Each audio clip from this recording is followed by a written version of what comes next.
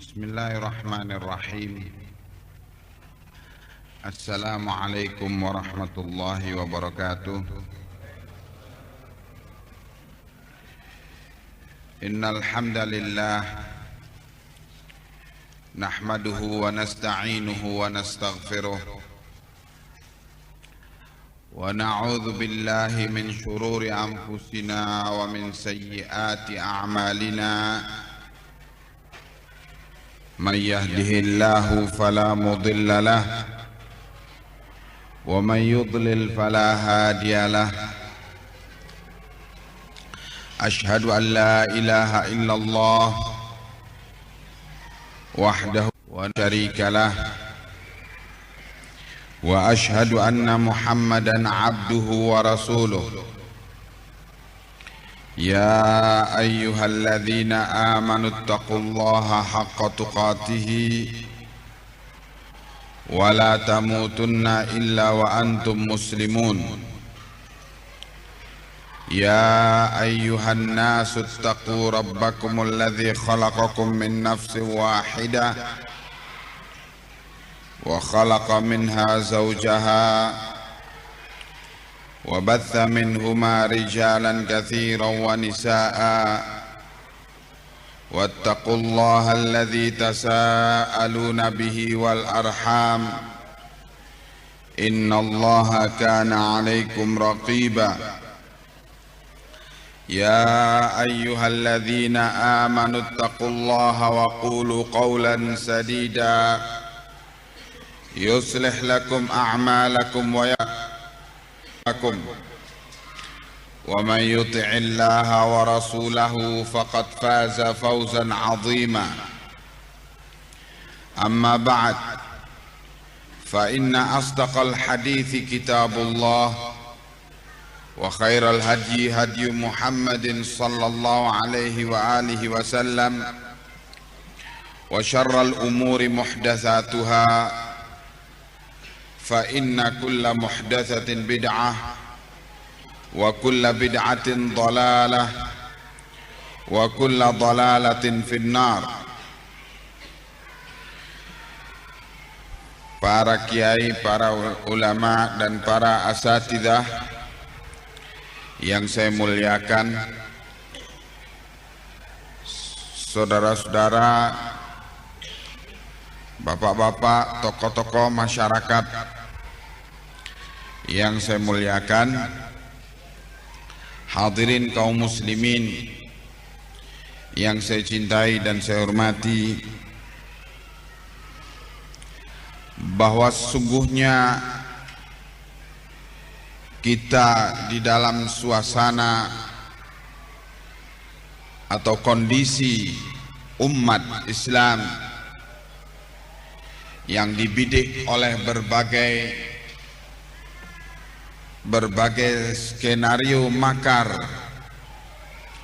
baik nasional maupun internasional, seperti sekarang ini, maka perlu kita mengkaji ulang sesungguhnya langkah-langkah kita sebagai muslimin itu apakah sudah kita menjalaninya dengan sebenar-benar apa yang dituntunkan oleh Allah dan Rasul-Nya, atau perlu adanya perbaikan. Hadirin sekalian yang saya cintai dan saya hormati, segala apa yang menimpa kita sesungguhnya adalah sebagai peringatan sekaligus hukuman dari Allah Subhanahu wa ta'ala terhadap segenap tindakan kita, segenap perbuatan kita, dan tentunya hal ini adalah sebagai akibat daripada sekian lama perjalanan hidup umat Islam di Indonesia ini, termasuk perjalanan umat Islam di masa Orde Baru, perjalanan atau tingkah laku umat Islam di masa sebelumnya, di masa Orde Lama, perjalanan atau tingkah laku umat Islam di masa kolonial. Semua itu bermuara akibatnya pada masa kita sekarang ini, pada masa generasi yang sekarang ini, dan generasi ini adalah produk daripada berjalannya proses pendidikan bangsa dari generasi ke generasi sebelumnya. Hadirin sekalian yang saya cintai dan saya hormati, kalau kita melihat kenyataan yang ada pada umat kita inilah produk berbagai krisis yang menimpa umat ini. Sesungguhnya adalah sebagai akibat daripada 3 krisis. Krisis pengetahuan umat tentang agamanya yang meliputi 3 perkara yang mereka abaikan, yaitu krisis pengetahuan mereka tentang Allah atau krisis ma'rifatullah, pengenalan mereka kepada Allah. Dan ketika diabaikan kewajiban umat untuk mengenal Allah, maka umat pun dalam keadaan kehilangan rujukan ketika dia membutuhkan pertolongan, ketika dia membutuhkan kekuatan, ketika mereka menghadapi ketakutan karena ancaman atau teror yang mereka derita. Mereka tidak mengerti hendak lari kemana, karena mereka sesungguhnya tidak mempelajari ma'rifatullah, pengenalan kepada Allah. Dan akibatnya tentu satu krisis yang mereka alami menyebabkan mereka terjatuh kepada krisis lain yang lebih parah dan lebih berat. Hadirin sekalian yang saya cintai dan saya hormati, krisis ma'rifatullah memberikan peluang untuk di tengah umat ini, di tengah umat jahil, memimpin mereka dan memberikan janji-janji kosong, janji-janji palsu kepada mereka untuk masa depan mereka, sehingga umat pun dengan mudah untuk merujuk kepada para dajjal, para pendusta, dengan berbagai janji-janji dustanya. Mereka berharap kepada satu pimpinan. Kemudian setelah mereka tahu harapan mereka itu keliru kepada pimpinan tersebut, mereka lari kepada pimpinan yang lain, seraya rame-rame untuk menyingkirkan pimpinan yang telah mengkhianatinya. Dan ketika ada pimpinan yang baru, mereka berharap pimpinan yang baru ini kiranya akan bisa menyalurkan aspirasi mereka, kiranya bisa menyalurkan perjuangan mereka. Akhirnya juga ternyata mereka kecewa dengan kepemimpinan baru itu, dan kemudian berupaya pula untuk menyingkirkan pimpinan itu, sehingga terjadi fitnah kepada fitnah kepada fitnah.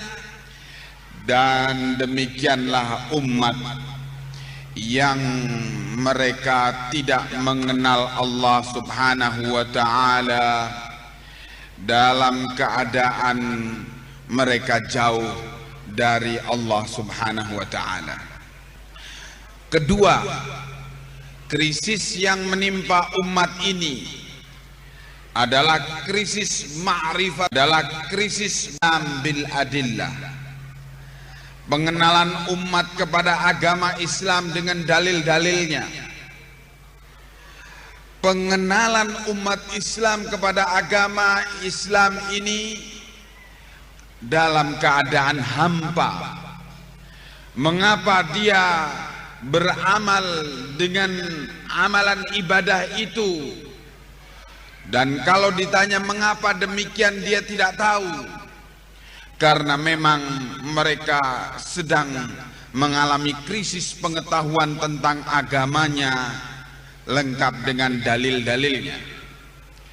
Hadirin, akibat krisis yang kedua ini, maka upaya pengkaburan Islam, pengkaburan pemahaman umat terhadap Islam demikian dahsyat. Upaya-upaya itu mendapat tempat di hati umat Islam, sehingga yang halal ditampilkan seperti perkara yang haram, dan yang haram ditampilkan seperti perkara yang halal. Yang tauhid ditampilkan sebagai perkara yang dikategorikan syirik, dan perkara syirik ditampilkan sebagai perkara yang tauhid. Dan demikian selanjutnya, as-sunnah ditampilkan sebagai perkara yang bid'ah, dan bid'ah ditampilkan sebagai perkara yang sunnah. Yang baik menurut agama justru ditampilkan sebagai perkara yang keji, sementara yang dicela oleh agama ditampilkan, dikampanyekan sebagai perkara yang baik dan terpuji. Upaya pengkaburan agama ini demikian dahsyat dan mendapat tempat di hati umat Islam akibat daripada krisis yang menimpa umat Islam tentang pengetahuan mereka, ma'rifah, pengetahuan mereka tentang agama mereka. Dan dengan sebab itu, hadirin sekalian, siapapun bisa tampil untuk memimpin umat Islam, asal dia tampil dengan atribut-atribut agama.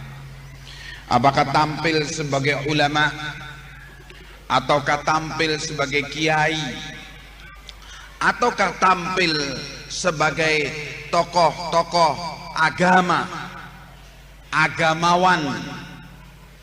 Syiar-syiar Islam ada pada dia, ditampilkan sedemikian rupa, walaupun dia adalah Marxis, tetapi karena dia berhasil menampilkan atribut-atribut kekiaian, maka dia dengan mudah memberikan fatwa-fatwa dan bimbingan kepada umat Islam, karena umat tidak mempunyai kemampuan untuk mengoreksi segala keterangan agama yang disampaikan kepada mereka. Semua keterangan yang diberi label agama segera ditelan habis oleh umat, karena memang mereka sedang mengalami krisis pengetahuan tentang agama mereka. Hadirin sekalian yang saya cintai dan saya hormati, dengan demikian maka fitnah berbagai aliran sesat, fitnah berbagai kekafiran yang dibungkus dengan label-label Islam demikian dahsyat menimpa umat ini, dan akibatnya umat pun menjadi labil, tidak istiqamah, dan diombang-ambingkan oleh berbagai pikiran-pikiran yang beraneka ragam itu. Hadirin sekalian kaum muslimin yang saya cintai dan saya hormati, krisis yang ketiga yang menimpa umat Islam adalah krisis ma'rifatu nabiyyihi, pengenalan umat tentang nabinya. Umat tidak mengenal peri hidup Rasulullah sallallahu alaihi wasallam, dan umat tidak mempunyai semangat untuk mencintai nabinya. Bahkan ajaran-ajaran nabinya di depan mata diinjak-injak. Dia dalam keadaan tidak mampu atau tidak mengerti bagaimana untuk membela kehormatan Nabi. Hadirin sekalian yang saya cintai dan saya hormati, umat seolah-olah baru belajar tentang sirah nabawiyah hanya sekali setahun, yaitu dalam ceramah Maulid Nabi. Bayangkan, sementara upaya pengkaburan tentang peri hidup Rasulullah SAW itu berjalan setiap detik, setiap menit, setiap jam, dan selanjutnya.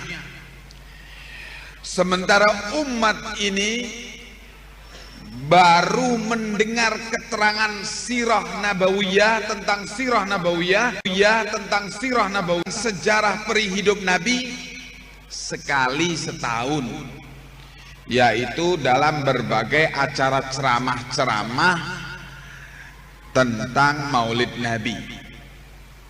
Nah, jelas dengan demikian umat ini amat mudah untuk disimpangkan pemahamannya tentang nabinya. Bahkan sudah mulai tumbuh di kalangan umat ini kesan, opini bahwa kalau nabi itu di zaman onta, sedangkan kita ini di zaman challenger. Maka tentunya kita harus mengoreksi ajaran-ajaran Nabi, dan kita harus sesuaikan dengan situasi dan kondisi kemajuan zaman, katanya. Omongan ini tidak terasa sesungguhnya adalah penghinaan kepada Nabi. Sesungguhnya omongan ini persis seperti omongan kaum munafikin. Coba kita baca di dalam Al-Quran di surat Al-Baqarah ayat-ayat pertama. Wa idza qila lahum aminu kama amanan nas qalu anu'minu kama amanas sufaha ala innahum humus sufaha walakin la ya'lamun. Kata Allah tentang orang-orang munafik ini, apabila dikatakan kepada mereka, berimanlah kamu seperti imannya Nabi dan para sahabatnya. Apa omongan orang-orang munafik itu? Mereka menjawab, apakah kami disuruh beriman seperti imannya orang-orang dungu? Bayangkan, Nabi dan para sahabatnya dikatakan sebagai golongan orang-orang dungu. Kurang lebih sama dengan pernyataan bahwa Nabi itu hidupnya di zaman onta, sedangkan kita di zaman challenger. Dan dengan pernyataan ini umat Islam tidak merasa terhina.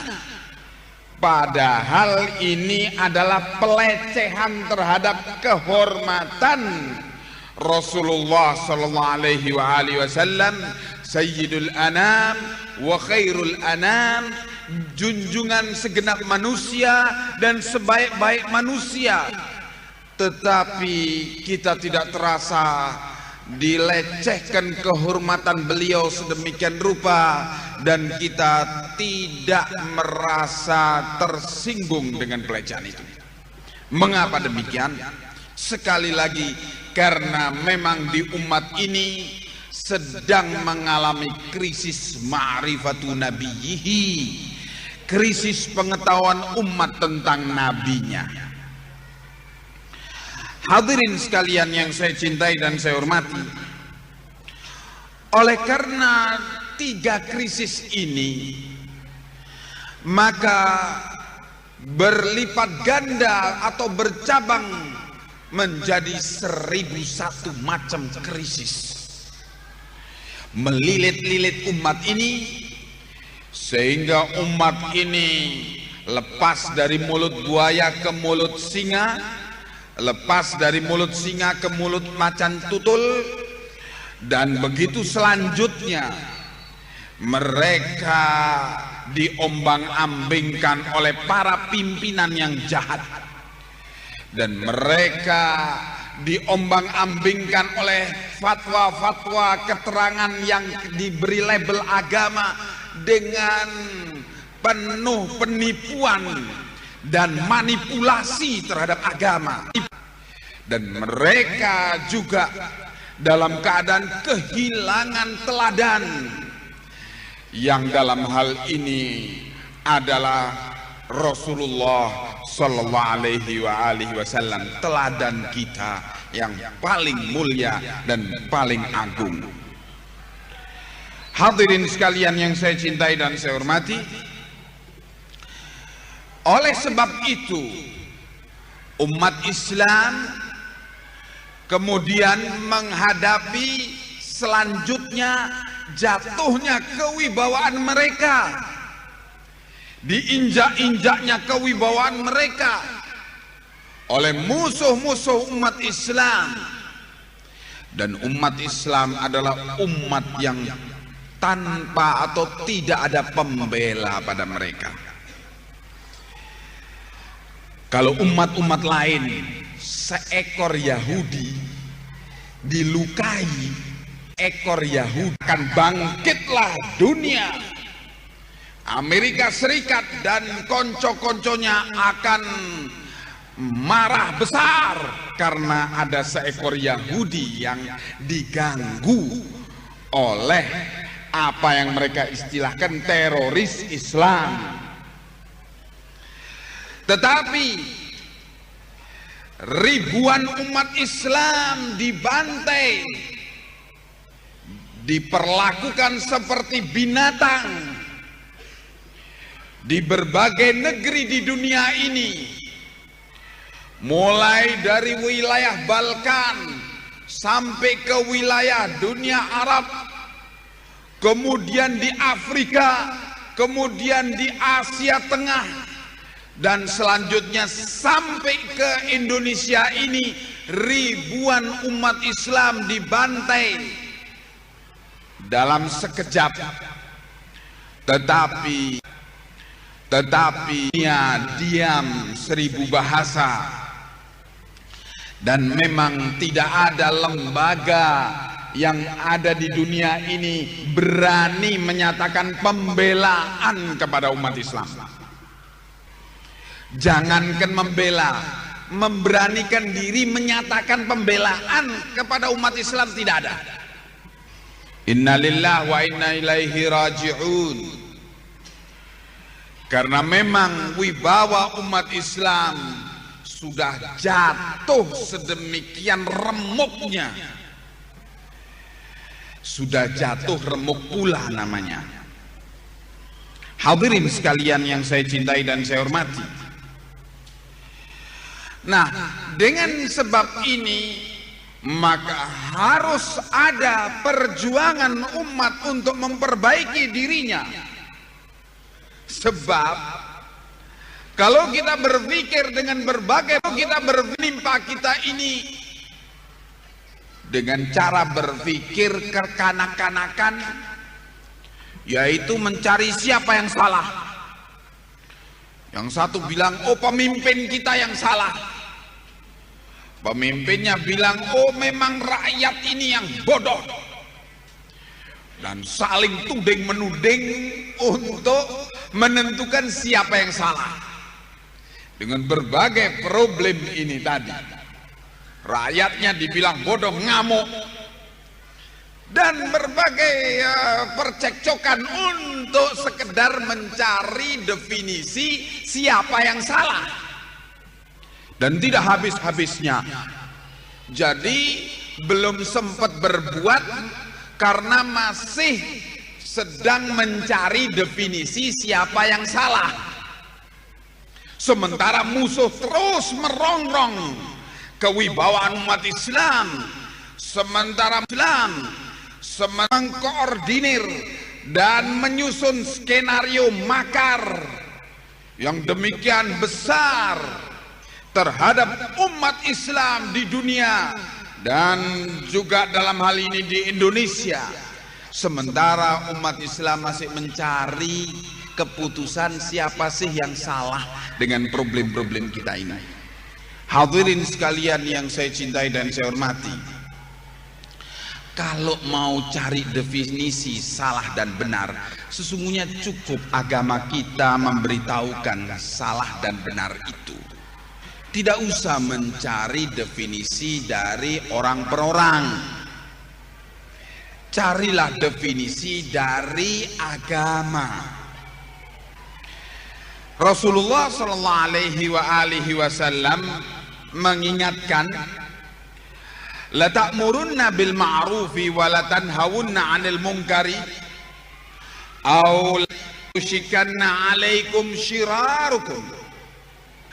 Sungguh-sungguh kalian hendaknya beramar ma'ruf, menyeru manusia kepada kebaikan, dan sungguh-sungguhlah kalian mencegah manusia dari kemungkaran, atau kalau tidak, niscaya Allah akan kuasakan kalian kepada pemimpin kalian, yaitu orang yang paling jahat dari kalian.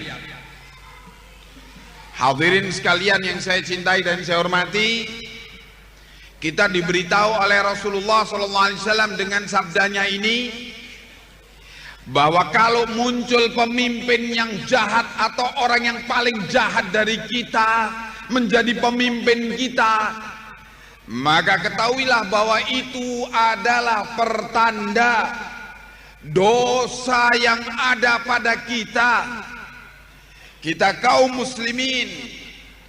Dan inilah yang difahami oleh Sayyidina Ali bin Abi Thalib radhiyallahu anhu ketika datang suatu hari kepada Sayyidina Ali bin Abi Thalib radhiyallahu anhu seorang tokoh Khawarij.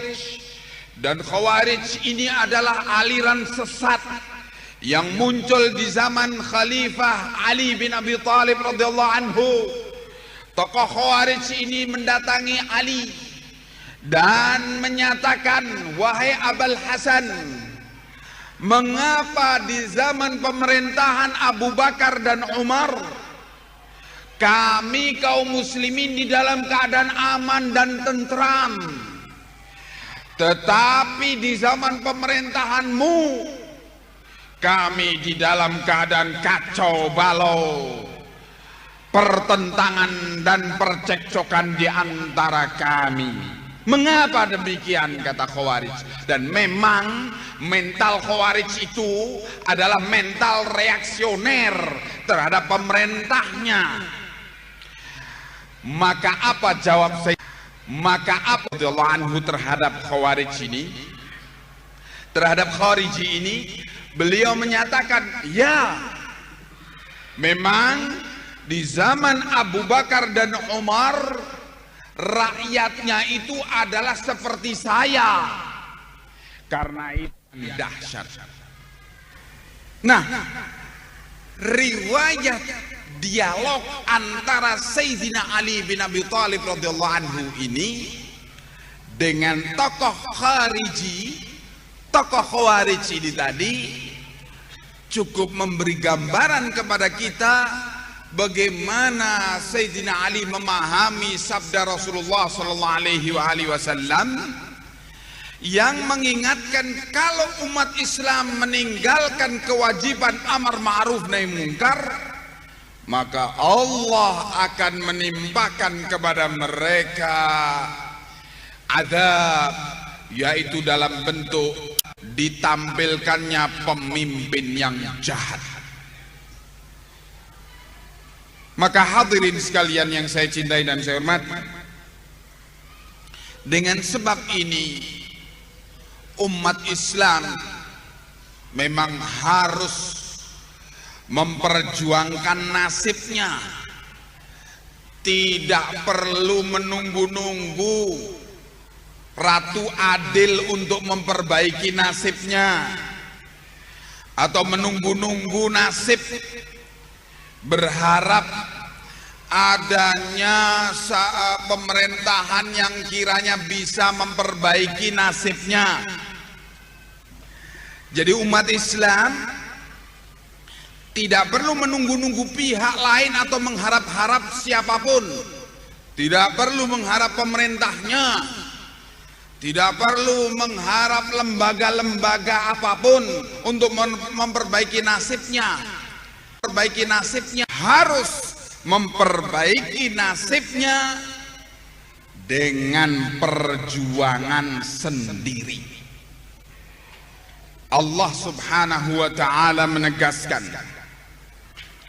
innallaha la yughayyiru ma biqaumin hatta yughayyiru ma bi anfusihim.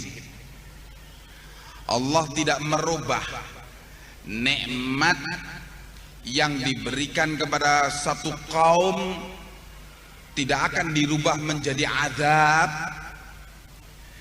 kecuali akibat daripada perbuatan kaum itu sendiri.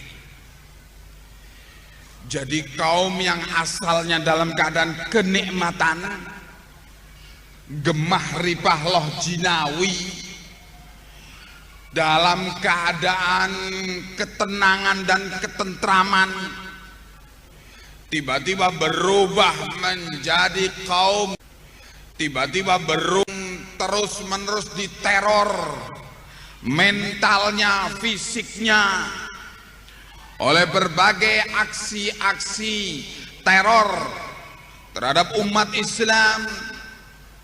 Maka kalau terjadi perubahan keadaan dari nikmat kepada nikmah, dari nikmat kepada azab, itu sesungguhnya kata Allah adalah akibat perbuatan diri-diri mereka.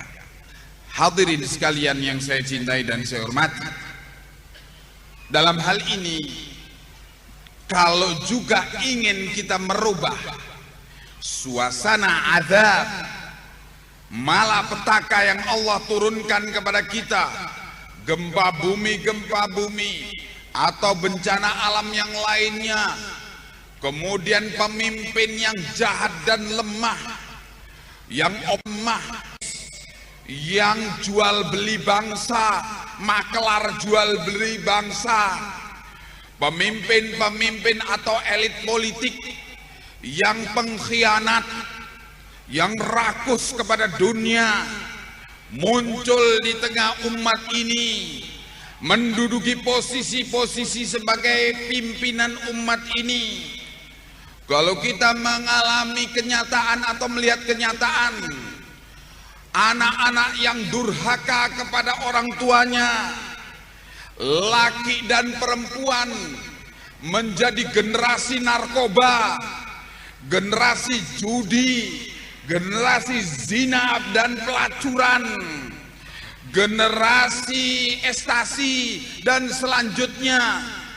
Kalau kita melihat kenyataan kerusakan para istri-istri, kedurhakaan mereka, sehingga muncul di kalangan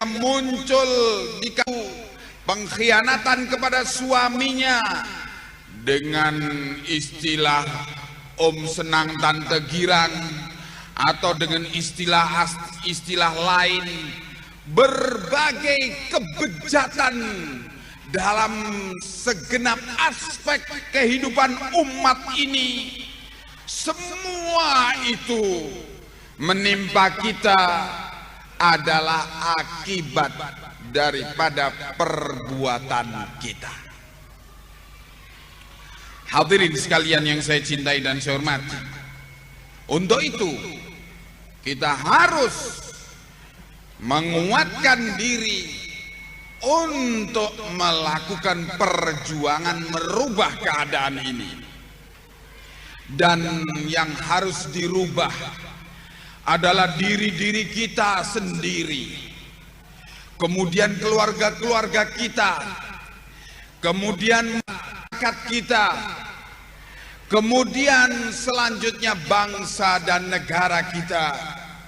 Sebelum berpikir tentang berbagai makar Yahudi dan Nasara, wallahi Yahudi dan Nasara tidak akan berdaya menghadapi kekuatan umat Islam yang menyadari keimanannya dan keislamannya, dan akan tumpul segenap upaya makar yang mereka lancarkan terhadap umat ini.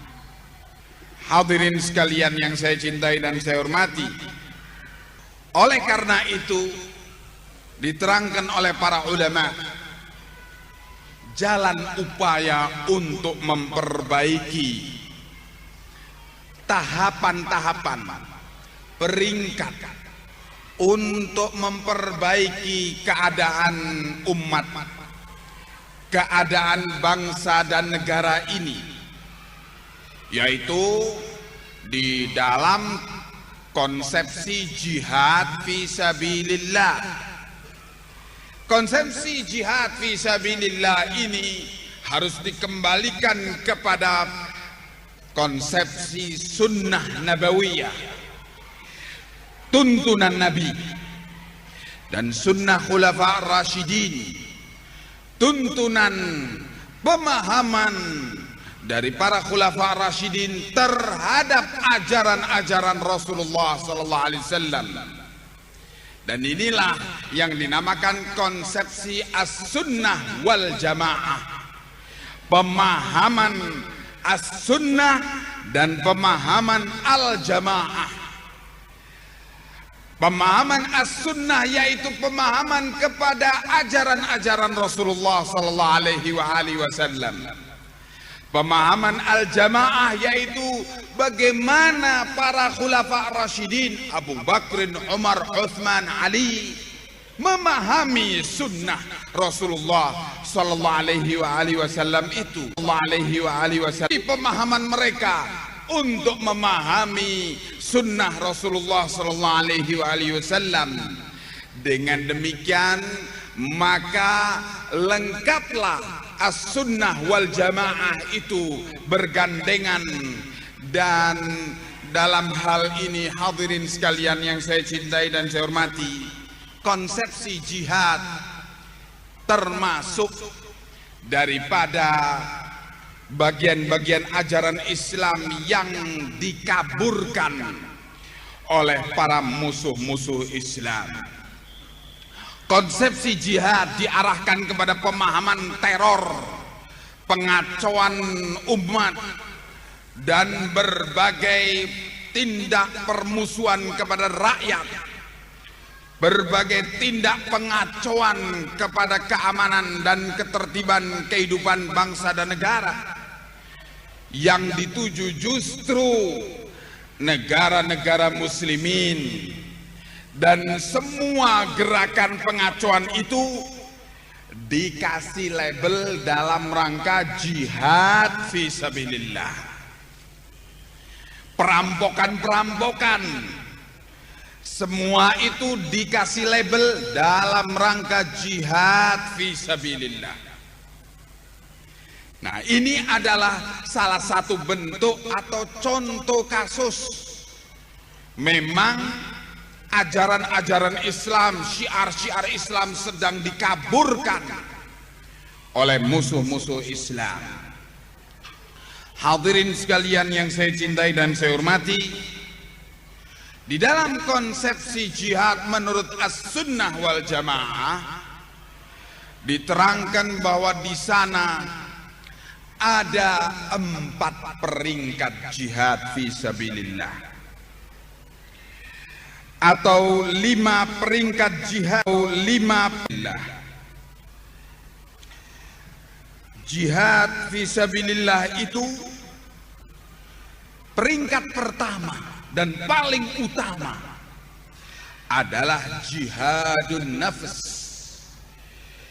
Jihadun nafs sesungguhnya kalau diterjemahkan secara bebas adalah jihad dalam bentuk berdaya upaya bersungguh-sungguh untuk mendidik jiwa kita agar mau menjadi jiwa mutmainnah, jiwa yang mau tunduk kepada agama Allah. Di dalam jihadun nafs ini, hadirin sekalian, ada 4 tahapan pula. Pertama, yaitu memaksa jiwa kita ini untuk mencari dan mencintai ilmu agama. Hadirin sekalian, ini penting, khususnya upaya pendangkalan umat Islam tentang agamanya sedang gencar berlangsung, maka harus dikonter, harus dilawan upaya pendangkalan umat Islam terhadap agamanya itu dengan dikampanyekan agar umat ini mencintai belajar tentang agamanya. Ini adalah peringkat pertama atau tahapan pertama di dalam perkara jihadun nafs. Kemudian tahapan kedua, memaksa dan mendidik diri agar mau beramal dengan ilmu tersebut. Karena memang dibikin di tengah umat tentang ilmu agama, yaitu ilmu yang bisa diatur menurut kemauan kiainya masing-masing, ustadznya masing-masing. Dan kemudian juga di umat ini terjadi pula krisis keteladanan, dan belajar ilmu agama ternyata tidak berarti kepada konsekuensi untuk beramal dengan ilmu itu. Oleh sebab itu, dalam tahapan kedua ini harus kita mendidik diri kita dan umat kita untuk beramal dengan ilmu agama itu sebagai konsekuensi daripada belajar ilmu agama. Ketiga, daripada jihadun nafs adalah menumbuhkan tanggung jawab sosial, yaitu dengan membangkitkan semangat dakwah. Setelah dia belajar ilmu agama dan beramal dengannya, maka dia harus didorong dan dididik untuk mencintai umatnya dengan mengajari umatnya ilmu agama dengan ikhlas karena Allah, dalam rangka merubah keadaan umatnya. Hadirin sekalian yang saya cintai dan saya hormati, tahap ketiga ini memang kaitannya dengan tanggung jawab sosial seorang muslim yang telah belajar ilmu agamanya dengan cara yang benar. dan telah mempelopori pengamalan agama tersebut di hadapan umatnya. Maka dia mengajak umatnya kepada ajaran agama ini dengan mengajari mereka as-sunnah wal jamaah dengan pengertian sebagaimana yang dijelaskan tadi. Dan yang keempat daripada jihadun nafs ialah sabar, memperkuat kesabaran umat di dalam menerima berbagai gangguan ataupun berbagai halangan di dalam berdakwah ke jalan Allah, ataupun di dalam beramal dengan ilmu agama, ataupun di dalam belajar tentang ilmu agama. Ini adalah jihadun nafs. Paket konsep jihadun nafs pada 4 perkara ini tadi. Hadirin sekalian yang saya cintai dan saya hormati, ketika seseorang telah lulus dari madrasah jihadun nafs, maka dia akan dengan enteng perjalanan hidupnya di dalam menghadapi musuh dari luar. Hadirin sekalian yang saya cintai dan saya hormati, ketika seseorang telah lulus dari madrasah jihadun nafs, maka dia akan dengan enteng perjalanan hidupnya di dalam menghadapi musuh dari luar. Jihadun nafs itu menghadapi musuh dari dalam diri sendiri, yaitu kebodohan dia.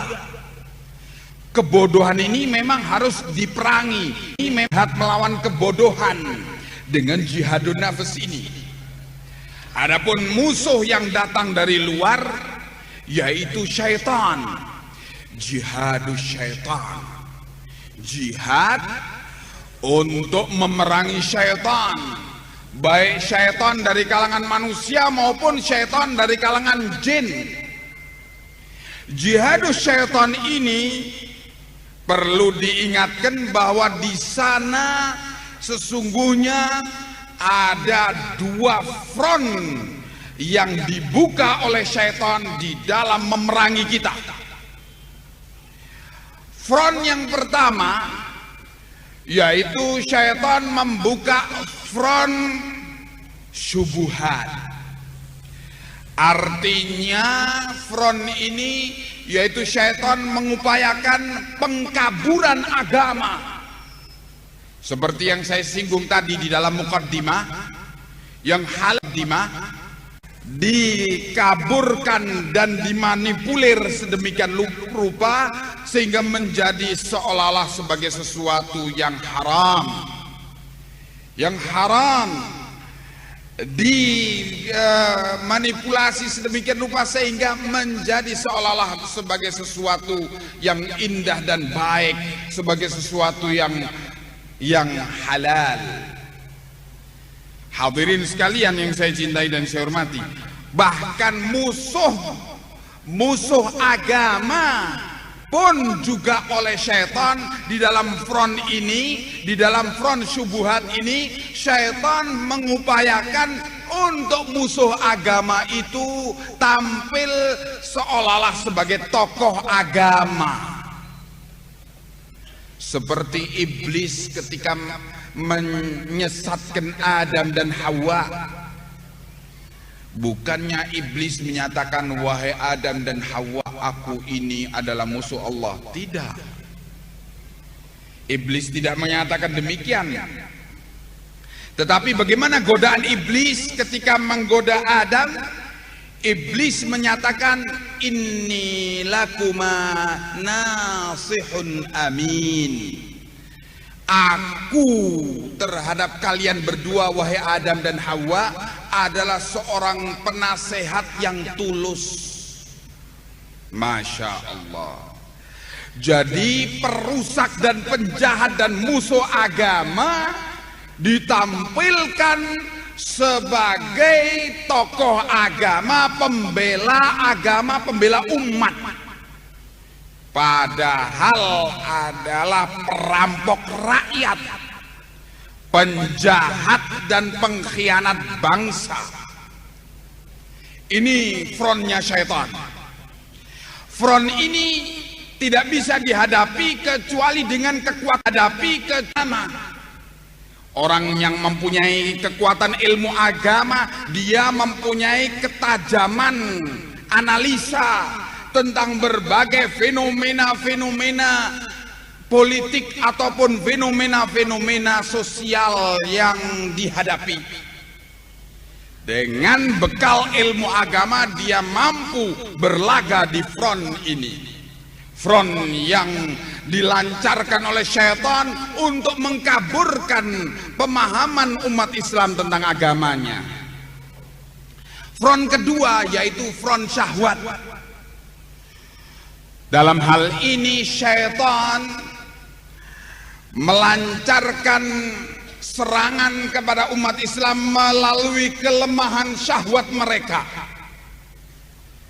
Prianya mempunyai kelemahan dengan godaan wanita, dan wanitanya mempunyai kelemahan.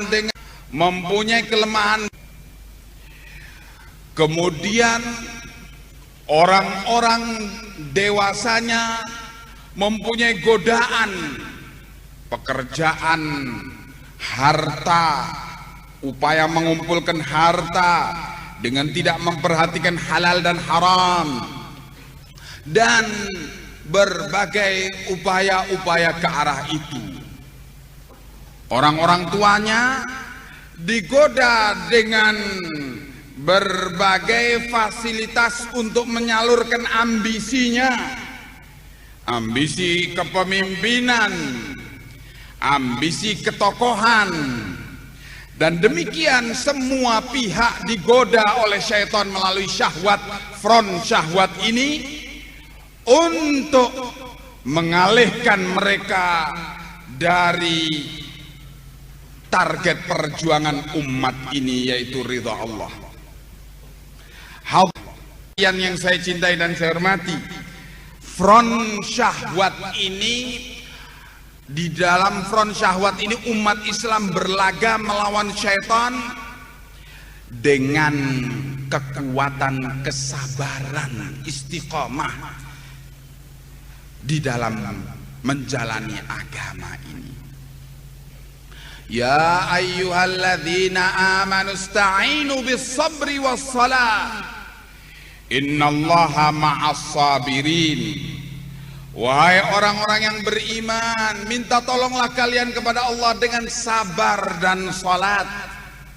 Sesungguhnya Allah itu pertolongannya dan pembelaannya, bantuannya selalu beserta orang-orang yang sabar. Kemudian hadirin sekalian yang saya cintai dan saya hormati, kalau seseorang telah berhasil menjadi pemenang di dalam dua front jihadus syaitan ini tadi, maka dia harus pula masuk kepada medan laga berikutnya, yaitu jihadul kuffar wal munafiqin. Berjihad melawan orang-orang kafir yang penuh dengan, dan melawan orang-orang munafik yang penuh dengan intrik-intrik, yang penuh dengan berbagai kepalsuan-kepalsuan dan gertakan-gertakan, sergahan-sergahan, dan penuh dengan tantangan-tantangan, penampilan-penampilan mulut besar, menantang umat Islam, membuat kecil hati umat Islam. Hadirin sekalian yang saya cintai dan saya hormati, orang kafir dan orang munafik ini berkoalisi, melakukan koalisi ideologis untuk memerangi kaum muslimin, memerangi Islam dan muslimin. Hadirin sekalian yang saya cintai dan saya hormati, koalisi ideologis mereka itu untuk menutup-nutupi kelemahan mereka di hadapan kaum muslimin dan mental pengecut dan mental penakutnya mereka di hadapan kaum muslimin. Sesungguhnya mereka itu takut menghadapi kaum muslimin, tetapi agar tidak kelihatan takut, maka mereka pun menggertak-gertak kaum muslimin. Dan dimunculkanlah di barisan kaum muslimin kalangan munafikin yang melakukan dua model kampanye. Kampanye pertama, al-irjaf, yaitu mengecil-kecilkan ketum kaum muslimin, menumbuhkan di kalangan kaum muslimin opini ketidakberdayaan menghadapi orang kafir.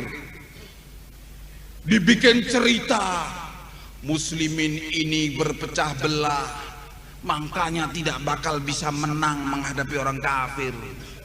Muslimin ini bodoh-bodoh, makanya tidak bisa dia menghadapi kecanggihan orang-orang kafir. Muslimin ini penakut, muslimin ini tidak bisa diatur, dan sebagainya dan sebagainya. Cerita-cerita tentang kekalahan muslimin dilansir besar-besaran, sementara cerita-cerita atau kejadian kekalahan orang kafir diperkecil, kalau bisa ditutupi sama sekali. Al-irjaf, mengecilkan kekuatan kaum muslimin.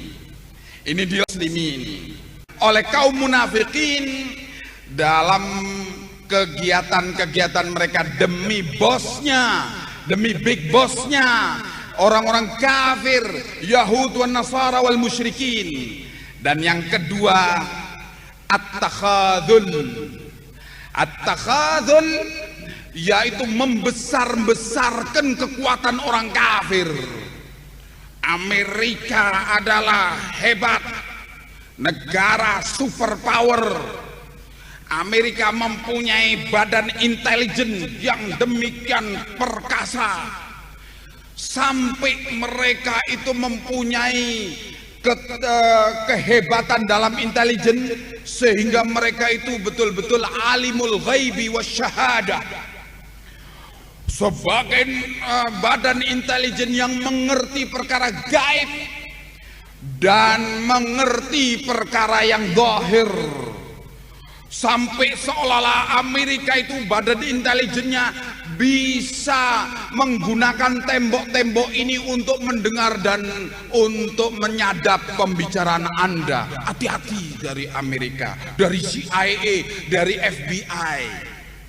Amerika mempunyai sistem radar yang demikian canggih, sehingga seekor semut pun tidak bisa masuk ke Pentagon. Sementara pesawat gelondongan nyungsep ke Pentagon. Ya miskin, wahai miskin, selamat berduka cita wahai Amerika. Dan itulah sesungguhnya jawaban Allah terhadap kecongkakan kamu, wahai munafikin. Hendaknya kamu melihat bagaimana kelemahan big bossmu, sehingga direndam, sehingga dicampakkan oleh Allah Subhanahu wa ta'ala sedemikian rendahnya dan di depan mata dunia. Hadirin sekalian yang saya cintai dan saya hormati, ketika terjadi kecelakaan di New York dan di Washington DC dan Pittsburgh itu, diberitakan oleh CNN bahwa yang mati cuma 6 orang. Ketika saya diberitahu demikian, saya bilang, oh iya, soalnya yang di gedung kembar itu Batman semua. Sehingga begitu ditabrak oleh pesawat, ngeng terbang. Iya, 6 orang makanya yang mati. Subhanallah, puluhan ribu manusia ditakdirkan oleh Allah Subhanahu wa ta'ala mati akibat atau sebagai jawaban terhadap negara teroris terbesar di dunia, Amerika Serikat. Dan hari-hari ini adalah hari-hari bergembira bagi kaum muslimin. Kemudian inilah yang kita saksikan. Sesungguhnya upaya di kalangan kaum muslimin ada upaya al-takhadul, yaitu membesar-besarkan kehebatan musuh. Padahal mereka itu kurang lebih seperti kerupuk udang yang siap disantap. Musuh-musuhmu itu akan terlihat begitu hebat kalau belum dicoba. Kalau sudah dicoba dalam perlagaan, kecil semua itu. Kecil di hadapan kekuatan Allah. Kita meyakini dengan Allahu Akbar. Adzan kita Allahu Akbar. Takbiratul ihram dan takbiratul intiqal, Allahu Akbar, Allahu Akbar. Ya. Jadi kita kagum kepada sesuatu, Allahu Akbar. Kekuatan, pamer kehebatan dari orang-orang kafir itu, semuanya itu bisa dijawab dengan satu kalimat, Allahu Akbar. Allah lebih besar. Allah lebih besar dari semua kekuatan itu. Tinggal permasalahannya bagaimana kita menyandarkan diri kepada Allah yang maha besar itu. Wa may yatawakkal 'ala Allah fa huwa hasbuh. Barang siapa yang bertawakal kepada Allah, maka dia Allah lah yang memberikan jaminan pembelaan kepada kita. Hadirin sekalian yang saya cintai dan saya hormati, selanjutnya jihad itu di samping menghadapi kufar dan munafikin dengan dua manuvernya itu tadi, al-irjaf wa taqadul, juga kita dituntun oleh agama ini untuk menjalankan jihadu arbabid dhulm wal bid'ah wal munkarat. Jihad menghadapi tokoh-tokoh kedzaliman, menghadapi tokoh-tokoh kebid'ahan dan kemungkaran. Hadirin sekalian yang saya cintai dan saya hormati, kita menyaksikan tokoh-tokoh kedzaliman itu berbuat dengan berbagai kezalimannya tanpa beban terhadap kaum muslimin. Tokoh-tokoh kemungkaran berbuat, para preman-preman dan para mucikari-mucikari berbuat di masyarakat muslimin tanpa beban, melancarkan berbagai aktivitas kemungkaran, dan berbagai tokoh-tokoh aliran sesat. Apakah itu aliran-aliran ateis yang melalui gerakan-gerakan Islam kejawen atau yang sejenisnya, bergerak tanpa beban di kalangan kaum muslimin melakukan gerakan penyesatan-penyesatan. Bahkan pendeta-pendeta sudah berani di kalangan masyarakat muslimin melecehkan Al-Quran, melecehkan hadis-hadis Nabi melalui selebaran-selebaran di jalan-jalan tanpa merasa beban ketakutan apa-apa. Maka dari itu dituntunkan oleh Rasulullah sallallahu alaihi wasallam untuk kita melakukan jihadu arbabid dhulm wal bid'ah wal munkarat, menghadapi berbagai bentuk kemungkaran, berbagai bentuk kezaliman, berbagai bentuk bid'ah-bid'ah, upaya-upaya menyimpangkan agama ini kepada berbagai kesesatan-kesesatan.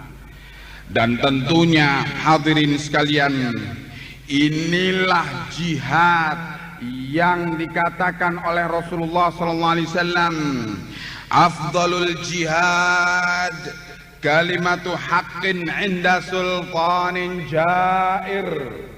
Seutama-utama jihad adalah omongan yang benar, nasihat yang benar di hadapan penguasa yang zalim. Hadis ini diriwayatkan oleh Ibnu Majah dalam sunatnya dari Abi Sa'id Al-Khudri, dan hadis ini sahih.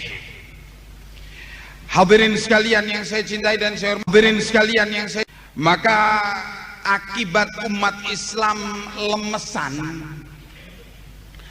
lembek menghadapi tokoh-tokoh kezaliman, tokoh-tokoh kemungkaran, para preman-preman, para mucikari.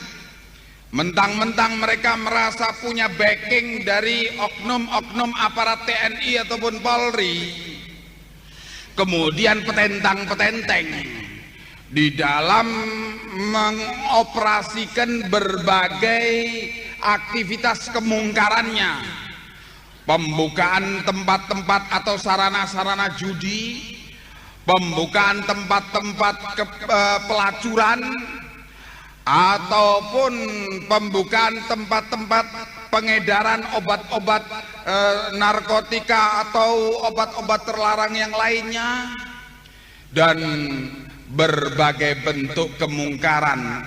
Justru mereka petentang-petenteng muslimin disuruh untuk diam, tetapi bukan disuruh diam, dengan bahasa lain disuruh sabar.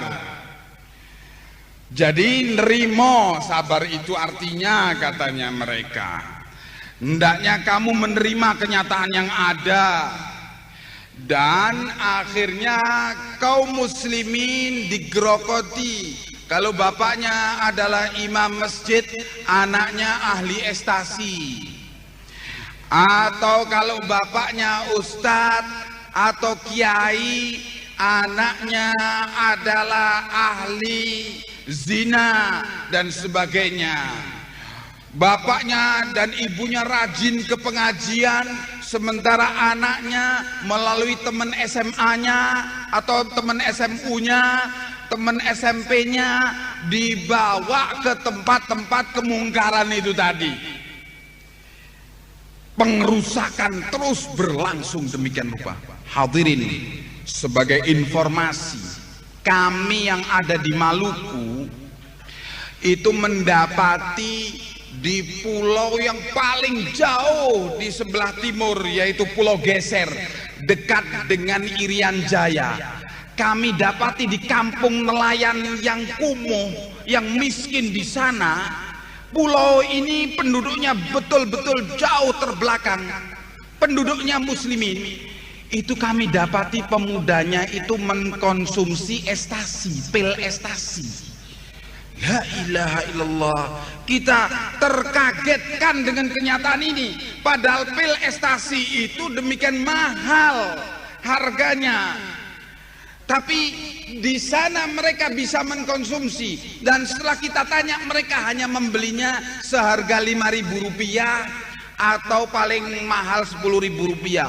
Dan kita menemukan bukti, ternyata mereka itu diberi subsidi oleh gereja setempat untuk memurahkan harga ekstasi itu. Pengedar ekstasinya diberi subsidi.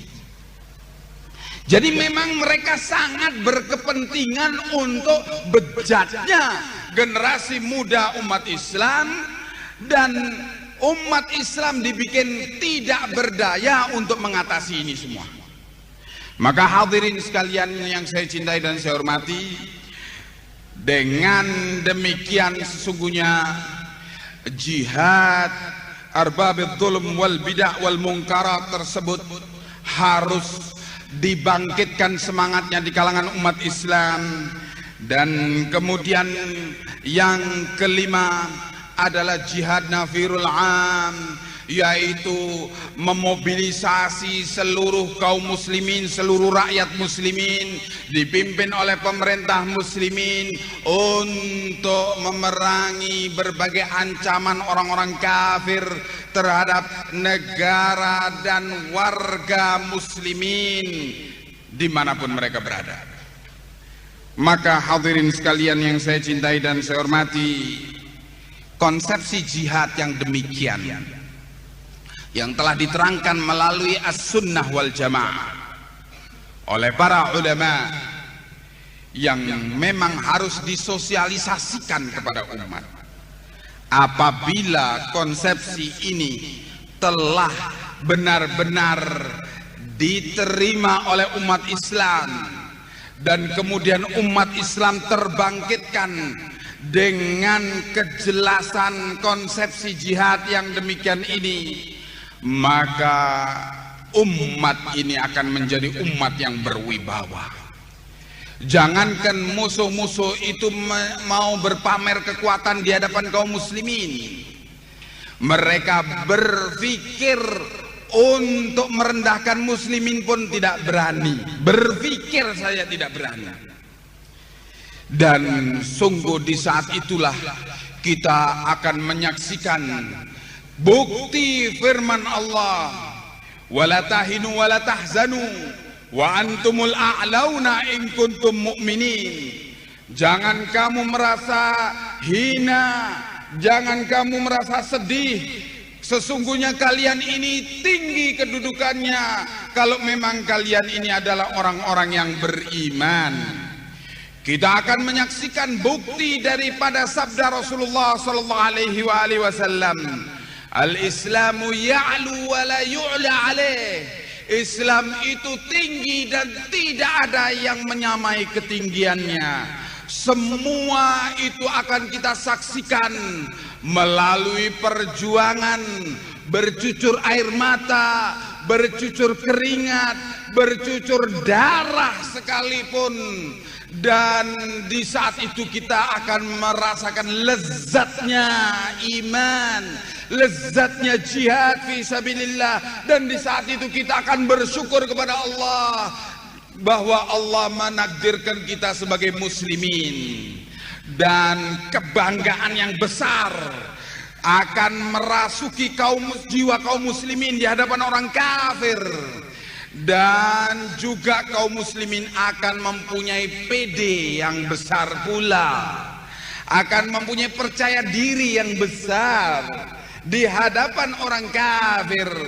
Dan sungguh kaum muslimin apapun kedudukannya tidak akan minder, bahkan dengan serta-merta dan penuh kebanggaan menyatakan isyhadu bi anni muslimin, saksikanlah sesungguhnya aku adalah orang-orang yang beragama Islam.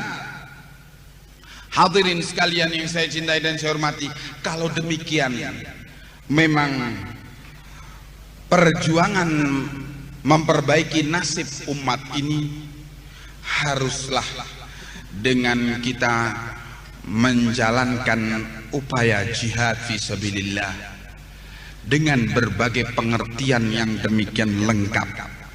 Dan inilah yang dikatakan oleh Rasulullah SAW dalam sabda beliau, al-mujahidu man jahada nafsahu fi ta'atillah, wal muhajiru man hajara manahallahu anhu. Seorang mujahid itu ialah yang memerangi hawa nafsunya dan memaksa dirinya untuk taat kepada Allah. Dan seorang muhajir, seorang yang berhijrah itu ialah orang yang berhijrah meninggalkan apa-apa yang dilarang oleh Allah Demikian sabda Nabi diriwayatkan oleh Imam Ahmad dan Ibnu Hibban serta Al-Hakim, dan ini adalah hadis yang sahih. Maka hadirin sekalian yang saya cintai dan saya hormati, kita dengan demikian harus menumbuhkan semangat dan kekuatan iman di dalam menjalankan upaya mempelajari, memahami agama ini serta mengamalkannya, serta dengan itu Allah akan menumbuhkan keberanian pada kita untuk melangkah berjihad fi sabilillah menghadapi musuh sebesar apapun, dan kita akan menjawab segala manuver musuh-musuh itu dengan Allahu Akbar, hasbunallah wa ni'mal wakil, Allah maha besar, cukuplah bagi kami Allah sebagai penolong, sebagai sebaik-baik zat yang menolong, dan ni'mal maula wa ni'man nasir, dia adalah sebaik-baik pelindung dan sebaik-baik penolong. Hadirin sekalian, itulah mungkin yang bisa saya sampaikan dalam kesempatan ini, dan kita semua berharap kepada Allah Subhanahu wa taala untuk kita ditunjuki ke jalan Allah dan kaum muslimin ditunjuki ke jalan Allah yang diridainya. Allahumma salli ala Muhammad wa ali Muhammad kama sallaita ala Ibrahim wa ali Ibrahim wa barik ala Muhammad wa ali Muhammad kama barakta ala Ibrahim wa ali Ibrahim fil alamin innaka Hamidum Majid. Allahumma inna nas'aluka ridhaka wa na'udzu bika min sakhatika wa ghadabika wa tawaffana ma'al abrar. Allahumma arinal haqqa haqqan warzuqna ittiba'ah wa arinal batila batila warzuqna ijtinabah. Allahumma arzuqna qalban khashi'a wa lisanan dhakira wa ilman nafi'a wa amalan mutaqabbala birahmatika ya arhamar rahimin. Allahumma arzuqna husnal khatimah wa na'udzu bika min su'il khatimah. Allahumma arzuqna syahadata fi sabilik walhaqna bisyuhada'i ya arhamar rahimin. Allahumma ansuril mujahidina fi sabilik. Allahumma aftah bainana wa baina qaumina bil haqq innaka anta khairul fatihin. Allahumma arzuqna lidzatan nazar ila wajhikal karim birahmatika ya arhamar rahimin. Allahumma hab lana min azwajina wa dhurriyyatina qurrata a'yun waj'alna lil muttaqina imama. Rabbana atina fid dunya hasanah wa fil akhirati hasanah wa qina adzaban nar. Wa sallallahu ala Muhammadin wa ali Muhammad walhamdulillahi rabbil alamin. Mohon maaf atas kekurangan dan kesalahannya. Wassalamualaikum warahmatullahi wabarakatuh.